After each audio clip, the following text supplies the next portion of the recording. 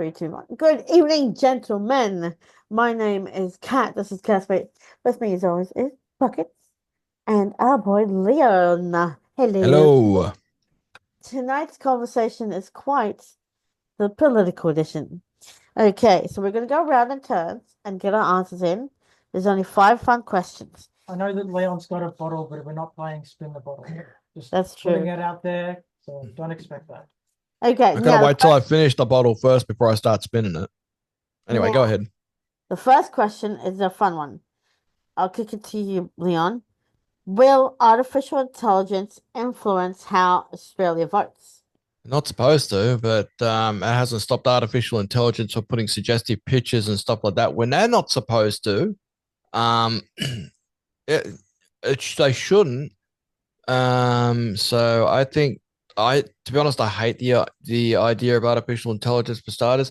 I wouldn't be surprised if we start seeing some fake AI quote unquote political ads and stuff like that. I wouldn't be surprised, to be perfectly honest. Uh yeah, that kind of stuff's got to be parent. That kind of stuff's got to be really paranoid. That kind of stuff could influence people. I don't think in this election it is going to, whenever it comes up, I don't think it will influence people that much. Fair enough. Same question, your answer. Um, The question is, will artificial intelligence influence how Australia votes? I think it will. I'll tell you why. Because um, artificial intelligence has been, whether we like it or not, used as a form of propaganda. And what is propaganda used for? It's used as a way to emotionally distract people or even get people fired up about a particular subject. So AI is effectively propaganda to get you to support a particular side.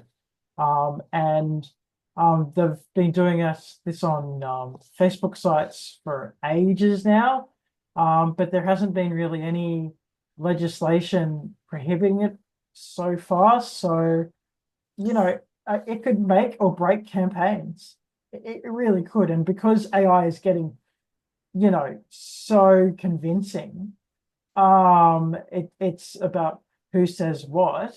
You could really damage someone's reputation very, very quickly by just using, chat GPT or even AI or an AI type server. Ridiculously easy. Good answer. Next question. Here we go. Um, will Gen Z and the millennials emerge as the greater decider due to the lack of baby boomers? Oh, well, the baby boomers era was between 1946 and 1964. So, um, you might see a few of the baby boomers, but I think the one that we should be looking out for this time around would be more like Generation Zs, because that Generation Z is what, from 1997 through to 2012, if I understand correctly.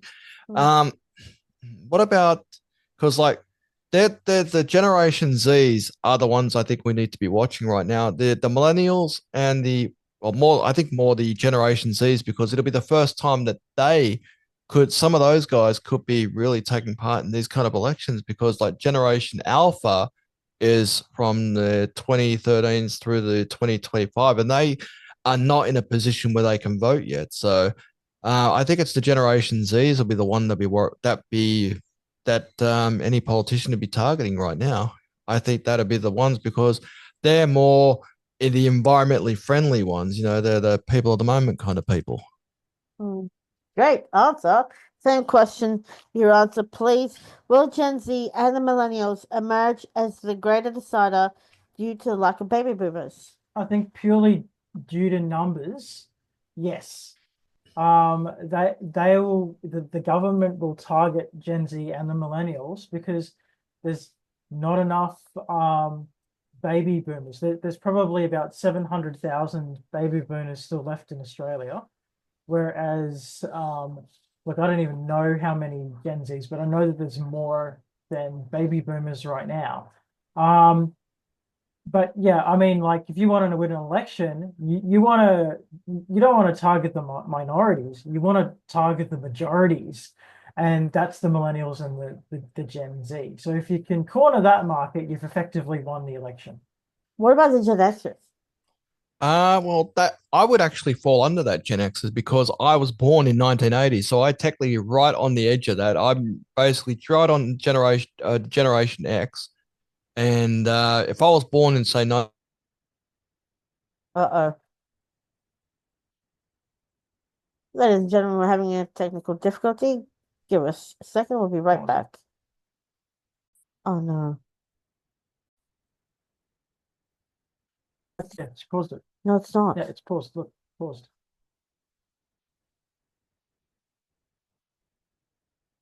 all right, can you want to ask that? Let me re-ask that question. Okay. So sorry about that, ladies and gentlemen. It was a little bit of a technical difficulty. We're back. So Leon, with Gen Z and the millennials emerge as the greater decider due to the lack of baby boomers. I think, I think right now Generation Z and the millennials, they don't have a full understanding on what's really going on around them right now. However, the baby boomers and Generation X will have a better understanding of what's really going on in politics right now than what they're seeing and what they want to see. So, um, I I would imagine that the Zoomers and the millennials will tend to lean towards, the environmentally friendly kind of thing, kind of deal. But I don't know if that's going to be enough to carry them through the day. So I think the Generation X era will probably be the ones to decide a little bit better until these Zoomers and also the millennials have a better understanding of what's really happening around them. Good ask the same question. Okay, so the thing is about the millennials and also the Gen Zs is they outnumber the baby boomers right now. Okay.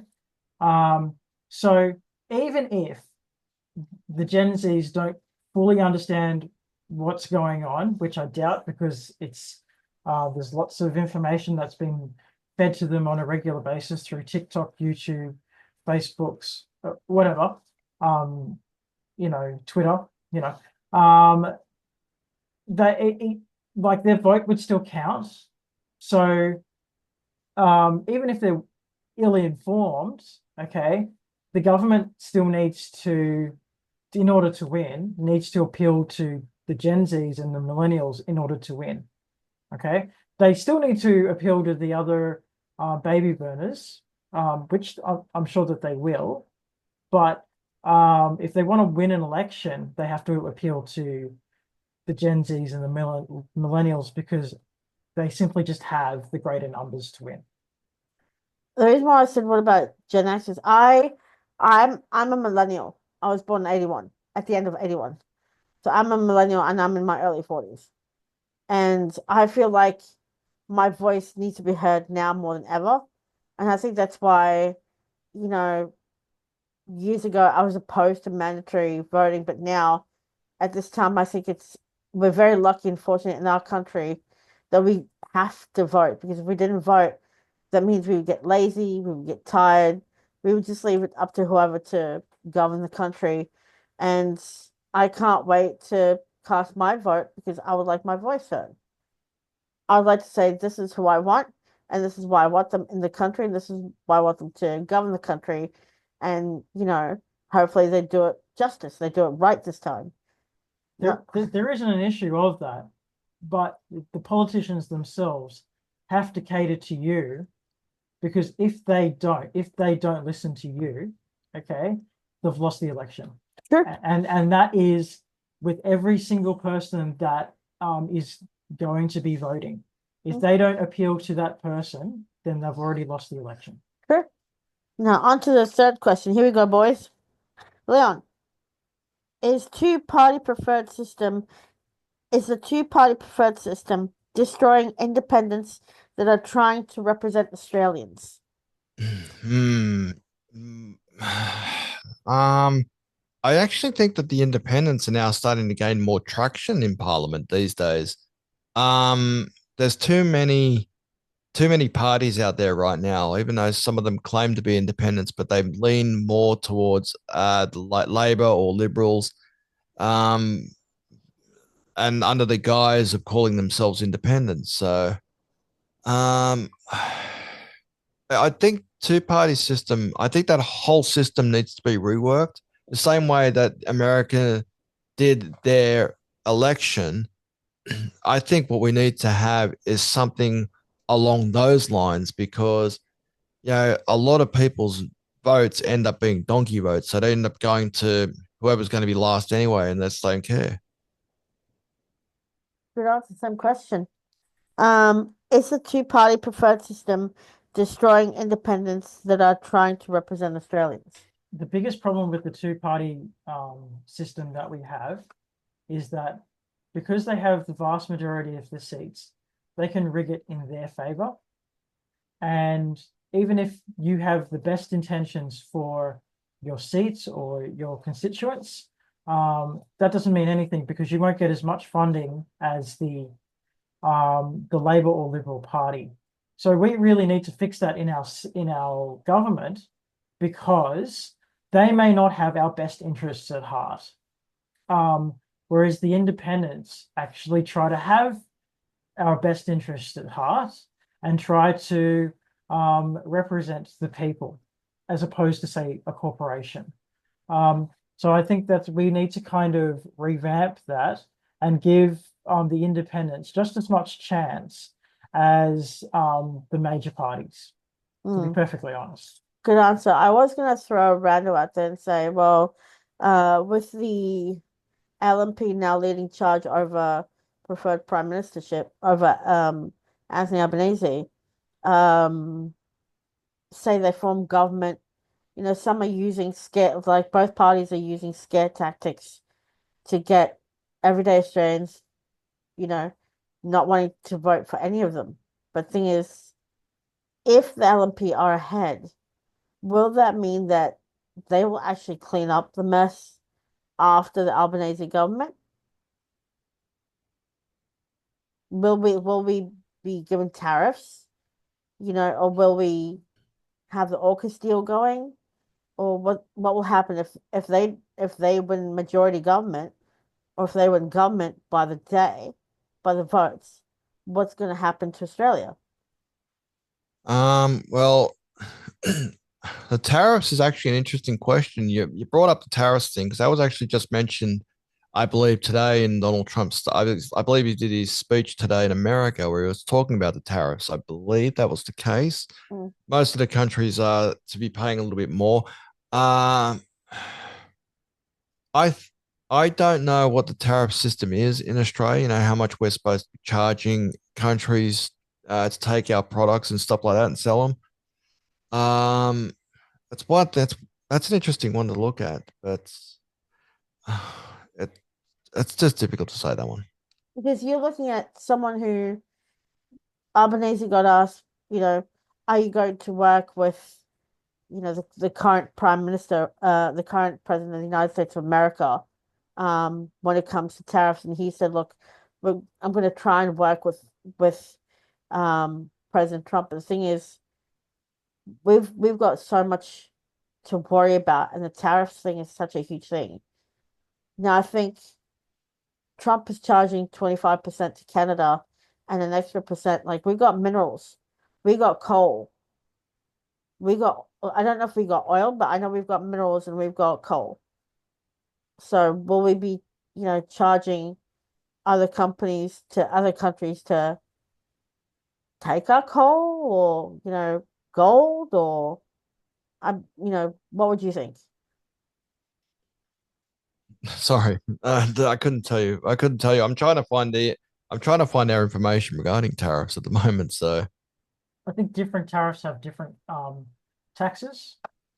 So the tax from Russia, for example, might be higher than, say, the other nations that decided to have a what was that thing when we had with George W. Bush, a free trade agreement? Yeah. So those free trade agreements do exist with Australia currently, but not all nations have them. We have had trade embargoes with Russia and other countries as well. But it really depends on what works for Australia. I think putting the United States putting a tariff on us is a really dumb mistake, because all that does is make all of the US items more expensive for a start. And on top of that, we can say to the United States, listen, mate, we have one of your biggest CIA networks in Australia, in I think it's called not Lone Pine. You don't want to be going tit for tat regarding tariffs. And that's unfortunately what's happening in the United States and Canada right now, because Canada, I believe, has imposed their own tariffs on United States products. So you don't be going tit for tat with one of the largest superpowers in the world, that being the United States. If they want to put in tariffs, you need to negotiate. Otherwise, you're in no position to negotiate. But the thing is, we in Australia, the United States uses us on a frequent basis. Okay. They have like a satellite system in the middle of WA. They frequently use in Australia. They regularly send Marines to Australia on a regular basis to be trained. Every 6 months, I believe. They send them to Kapuka as well to be trained, because our country has the perfect conditions to be trained for desert warfare.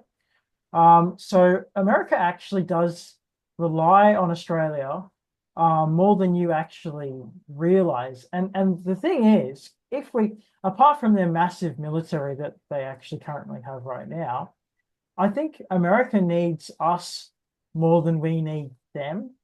Because to be perfectly honest, we can trade to any country we like, including China, and still make a mint. And if America just doesn't want to trade with Australia anymore, then they will suffer. This is why them deciding to put all these tariffs with Canada is actually destroying them, because Canada keeps shutting down their power plants. Good answer. Here we go. 2 more questions, boys. Leon, back to you. Question 4. Has the Albanese government had any effects on the cost of living, good or bad? Well, he'll say that they're good, but unfortunately they're not, because he made all these promises leading into the previous election. He also offered a rebate, so they keep the cost of electricity down, which unfortunately hasn't worked, because it's actually gone miles above what they were expecting. So that hasn't worked. Everything has gone up, unfortunately for him, and that's going to work against him. Even though I believe the cost of inflation, I believe, just went down, I think just recently, which was had the the Reserve Bank? The Reserve Bank, cutting interest rates for the first time in ages. That helps. That helps, but unfortunately, it'll be months before anybody sees that change. Good answer. So it hasn't worked for him, unfortunately. It's too late now, anyway. It's too late. He could, to be honest, he could cure cancer. He could cure cancer tomorrow, and it wouldn't melt, and it wouldn't help. Unfortunately, that's when you get to that point. People people have figured you out, and I don't think there's going to be much he could do now to change it, unless something dramatic happens between now and whenever the election is, which we may have.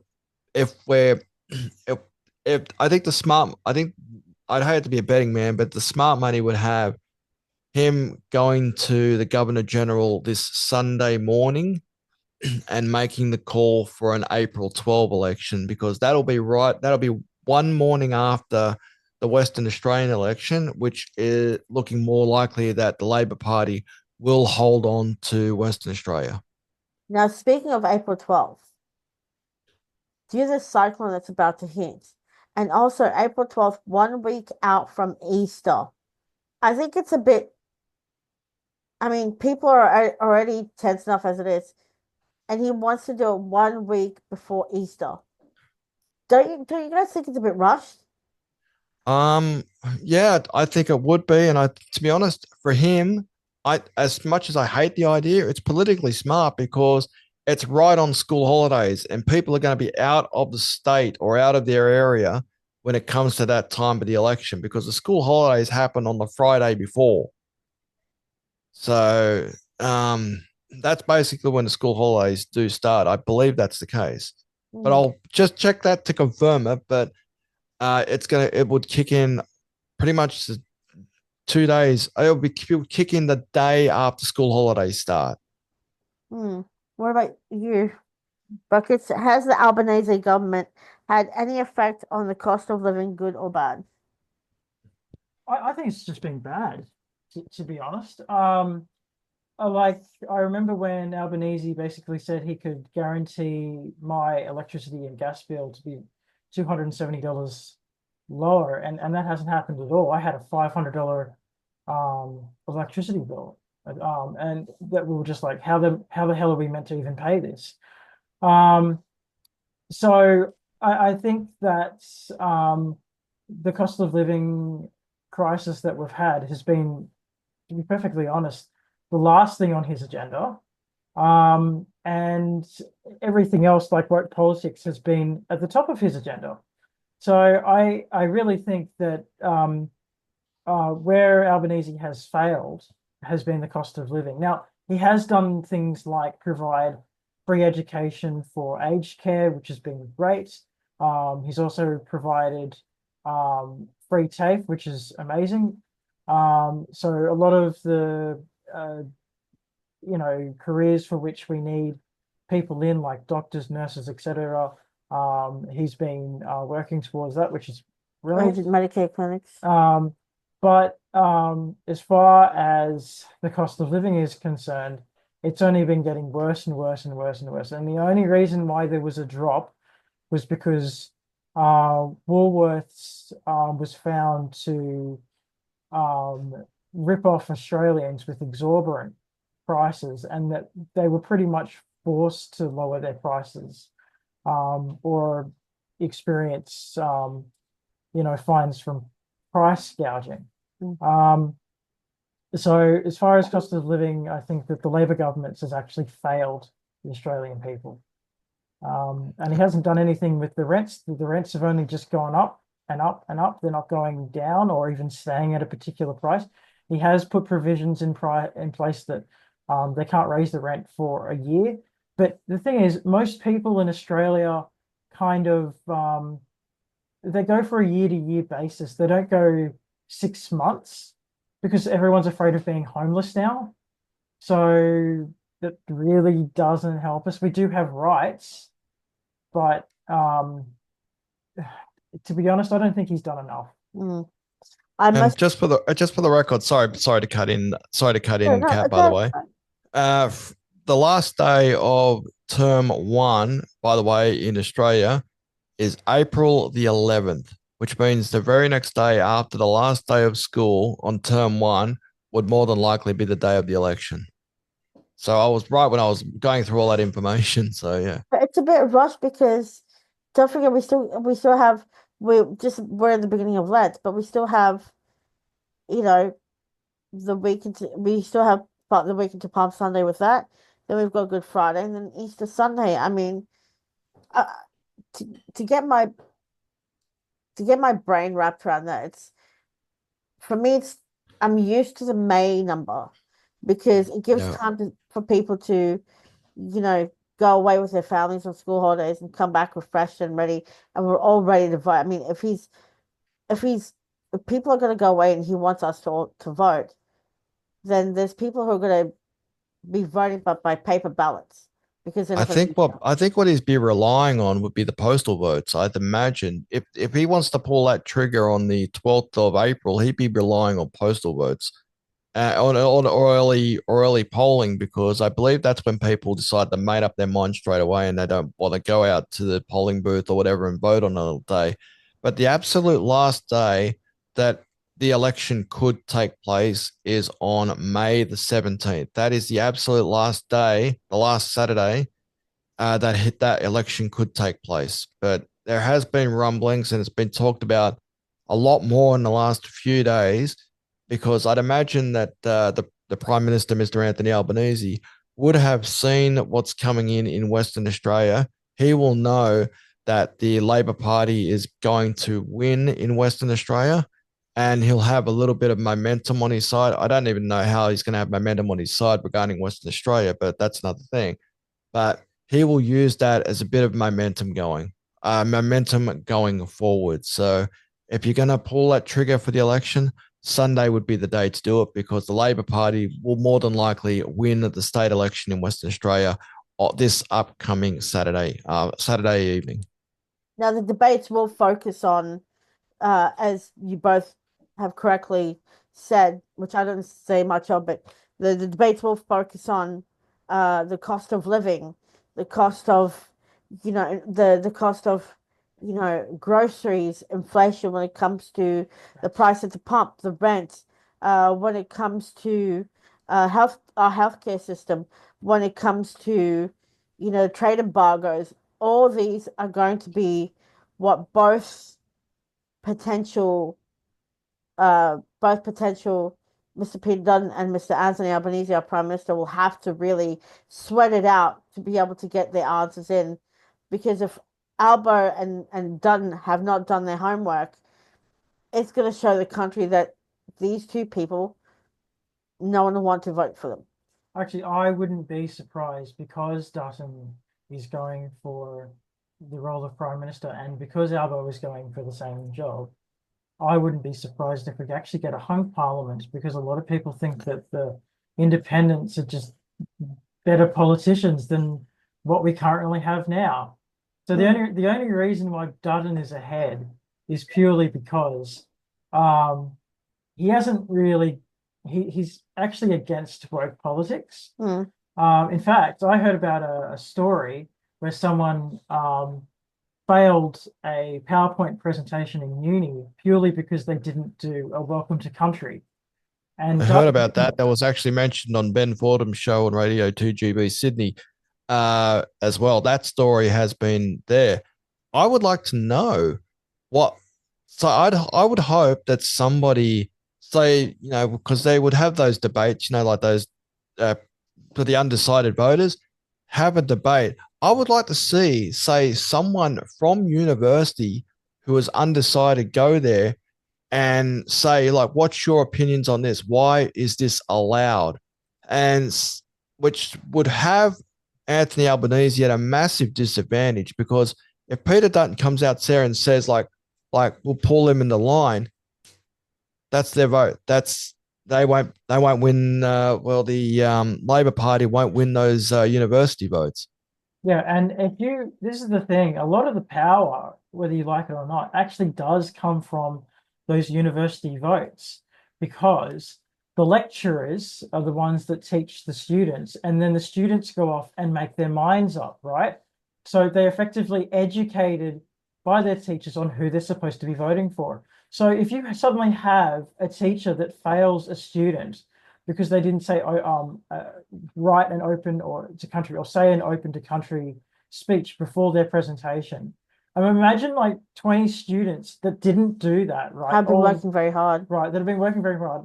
That means you'd have to fail 20 students for not saying the welcome for country. And not just that teach any teacher that does that should be fired, and they should be struck from the teachers union or whatever union it is, because you can't just drop that in. Say if I was on a knife edge and I was doing an electorate or whatever, and I failed to do, and I didn't do that, and they failed me because of that, I would put a lawsuit on them, because you can't just do that. That's not a part of that shouldn't be a part of the TAFE curriculum or the university curriculum. Now, I heard on Ben Fordham, because he interviewed other university students who have come out and said, once that I was removed from the classroom because I was let go from my classroom because I did not do the acknowledgement and welcome to country thing. My teacher asked me to leave. I was failed. I couldn't go to this university no more. It's just, this is a type of this is the type of thing that people are watching now, and I just think this is why the debates are going to be very heated, and they really, really, really have to own up to it now because time is ticking. What I'm sorry, I'm cutting up, but what I would like to see from both candidates is tell me what I should hear versus tell me what I want to hear. Because if they tell me what I want to hear instead of what I should hear, then I'll just vote for someone completely different that I've never voted for before. Sorry, Buckets. On that note, as much all Dutton really has to do is go look at Albanese and what he's done compared to what I've done. And the thing is that there's been so much hatred towards Albanese that I think it'll be the easiest election for Dutton to win. However, I do think there is a really strong um uh you know a strong option which would Possibility. possibility that will lead to a hung parliament because all of these independents that are rising like Pauline Hanson, like the Teals, like Clive Palmer. Clive Palmer and I think that's a combined party now. I have heard the rumors about that. I can't confirm whether or not Palmer and Pauline Hanson are on a unity ticket again. I'm not sure about that. But the one thing that gets me is he's already got the United Australia Party in there. Why would he want to come back and form a second party? He's a dope. Well, Pardon my French. I think the reason why Clive Palmer wants Pauline Hanson is because he knows how popular Pauline Hanson is right now.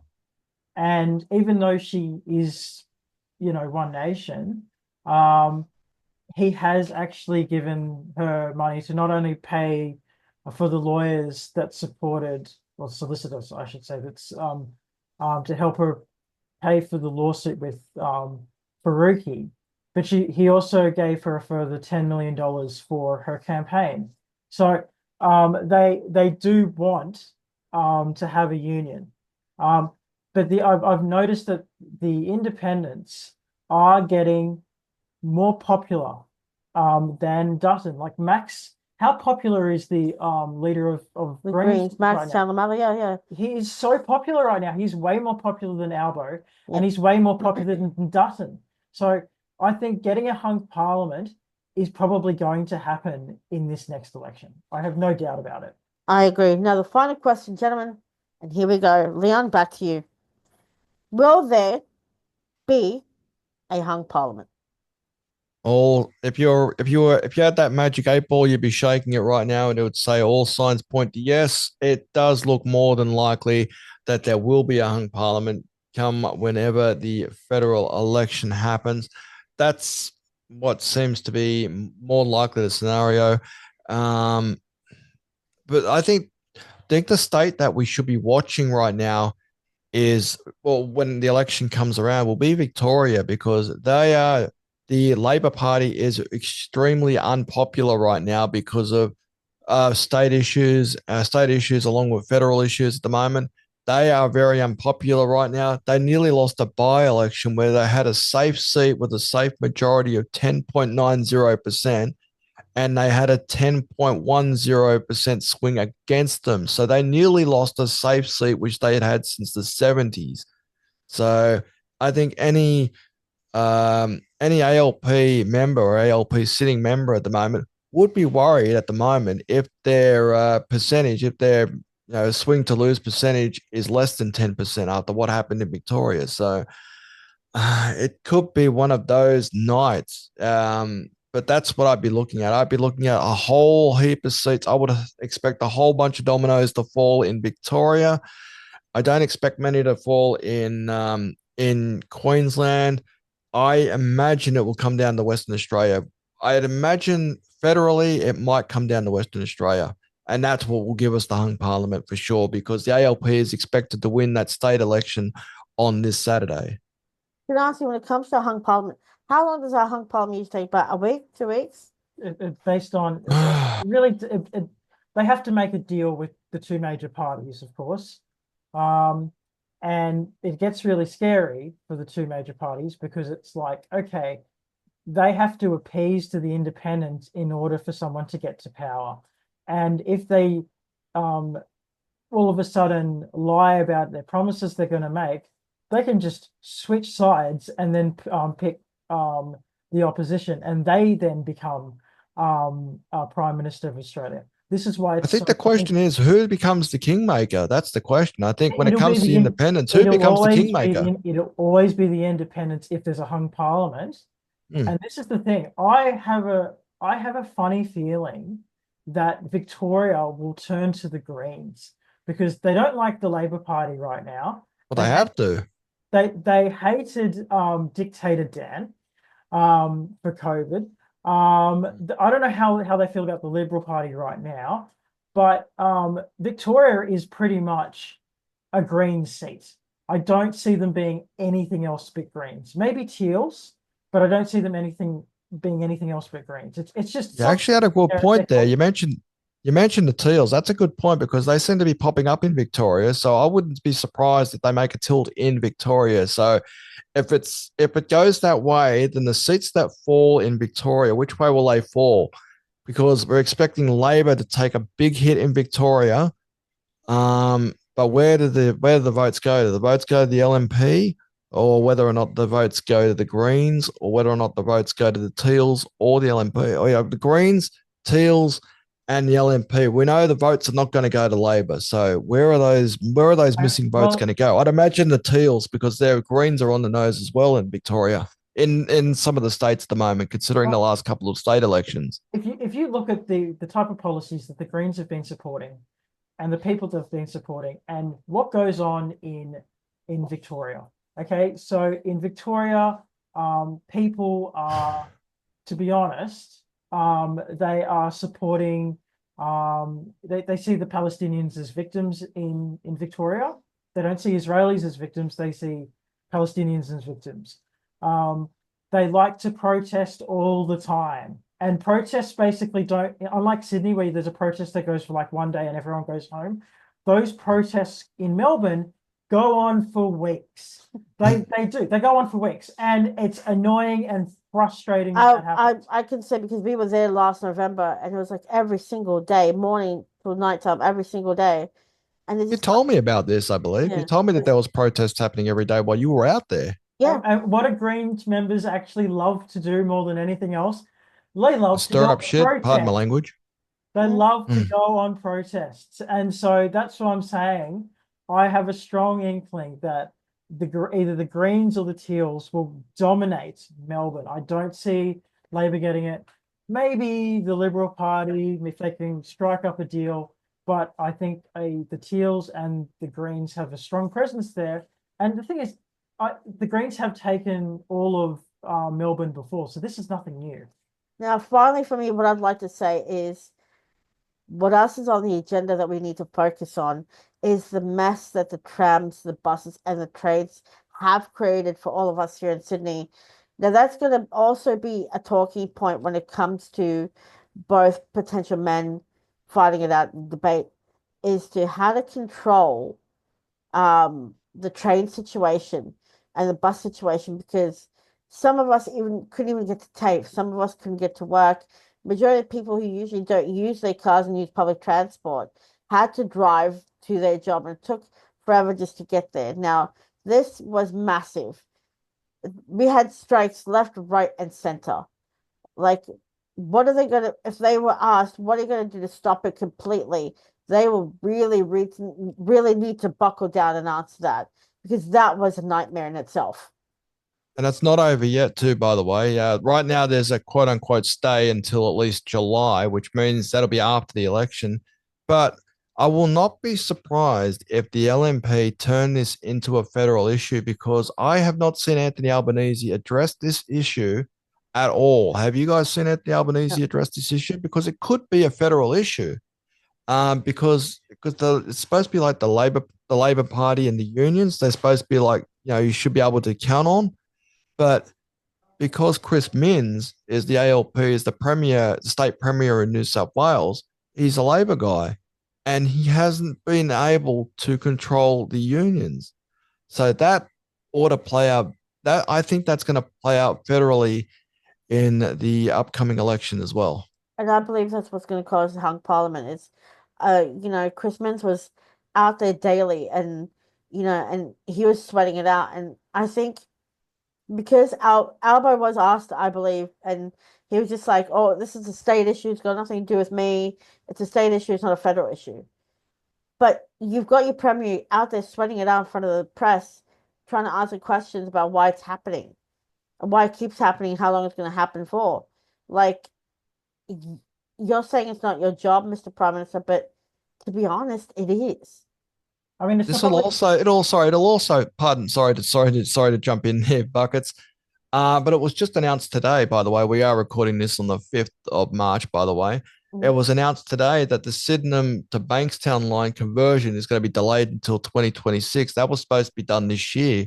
So a lot of people will see the constant strikes and the union actions as of as an issue there. For those people between Sydenham and Bankstown, all the MPs in those areas, the federal and state, will be angry because of what's going on. And now with the announcement that the Sydenham to Bankstown conversion is going to be delayed until 2026, a lot of people are going to be furious because they can't get the trains in that area at the moment.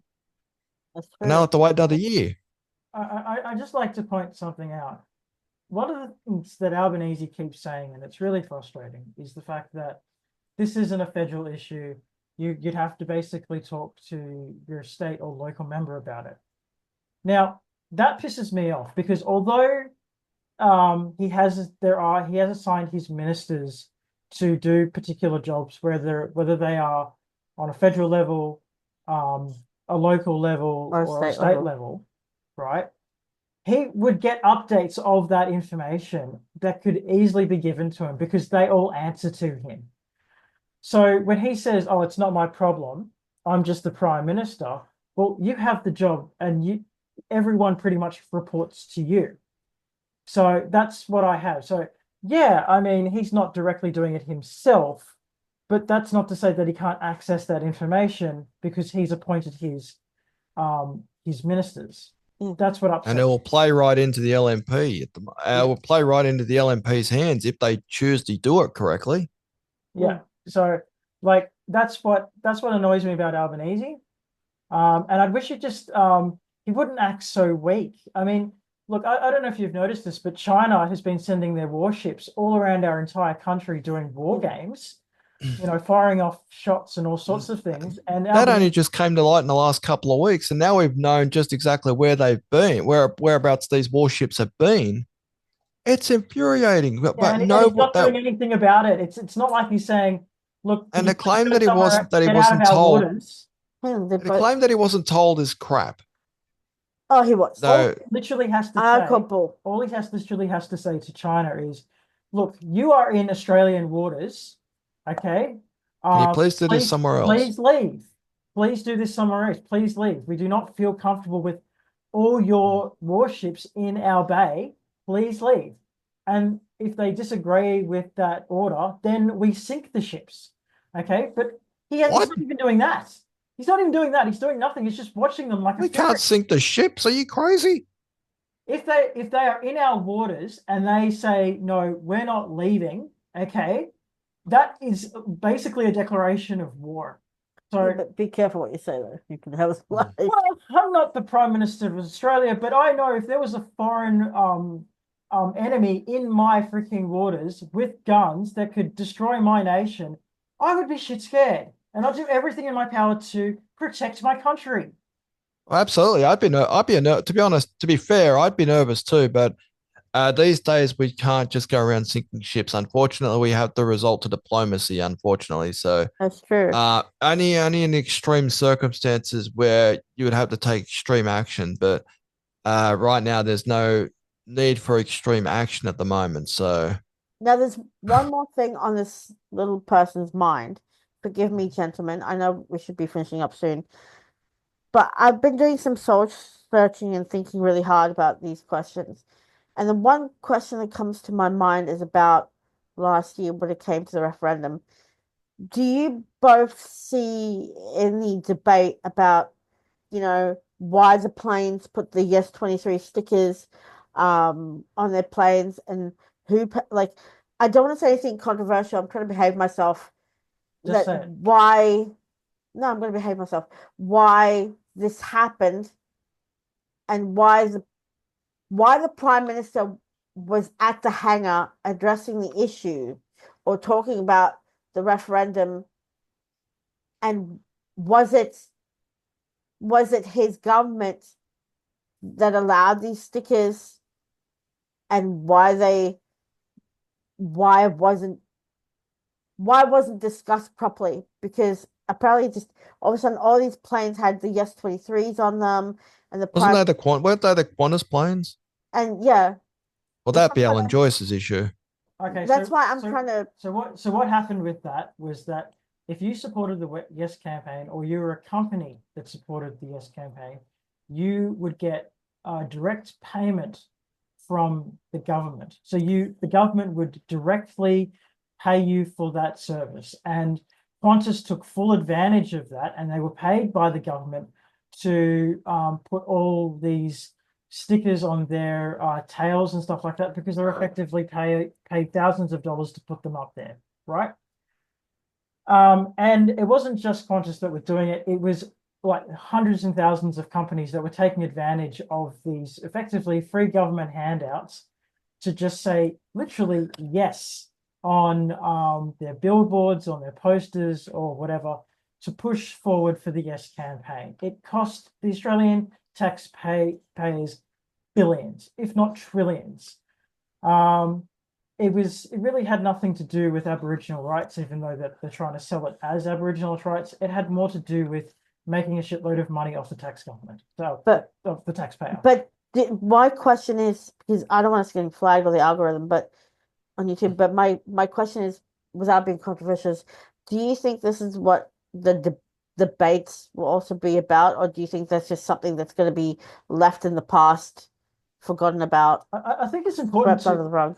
I think it's important to remember it.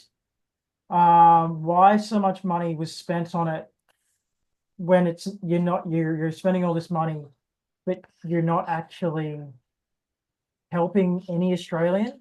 I think that's important. And I think this will be the thing that actually crucifies Albanese. But I think everyone knows what they need to know, and in my opinion, I think everyone knows who they're going to vote for. Sorry, Leon. What do you think, sweetie? No, no, no. I think everybody knows which way they're going to vote for. I'd imagine because it happened so early in the piece. So like last year, even though it was last a couple of years ago now, it should be a couple of years ago now. I would imagine that the LNP would use that because during that particular time, and quite frankly, we're still dealing with it right now, and that's the cost of living crisis at the moment. I will not be surprised if the LNP uses that. Uh, it, it would be low tactics, but it would be kind of low tactics. But I would imagine they would use that because, you know, how much did it cost? How much money did they, quite frankly, piss away on this particular on a dud thing? It didn't work, and how much money they've been splurging since then during a cost of living crisis. Like instead of spending that many billion, or that many million, or whatever it was on the Yes campaign, why didn't you address the homelessness situation? And spending $600 million on a rugby league team in Papua New Guinea, Sorry. which ain't going to come around for another several years, why wasn't that to tackle the homelessness situation? Because the homelessness situation is pretty damn bad at the moment. If you're living on the streets now, you got Buckley's chance to get into a house because that housing deal that's going on at the moment, a lot of those houses are still not even done yet. So Yeah. there's a lot more, and there's going to be a lot more people living on the streets before these houses are done and ready to people to move into. Good answer. Thank you so much, gentlemen, for being with me. Please do not forget to subscribe. Smash that like button, leave us some comments. We appreciate the love when you talk to us. Also, don't forget to press the bell. The bell allows all of us here to get our content out to you. Invite your friends and family to subscribe to us. Let us know in the comments below what you think. Thank you so much for joining us. Unfortunately, well, fortunately enough, we will be back next week. But I have been in grief mode. I just lost my dad. So I haven't been on here for a while. But thank you so much. We look forward to seeing you guys next week. Hopefully, it'll be a fun quiz for all of us to just relax and unwind. Until then, peace and love wherever you are. Stay close to each other and love one another. Right. See you later, guys. Bye.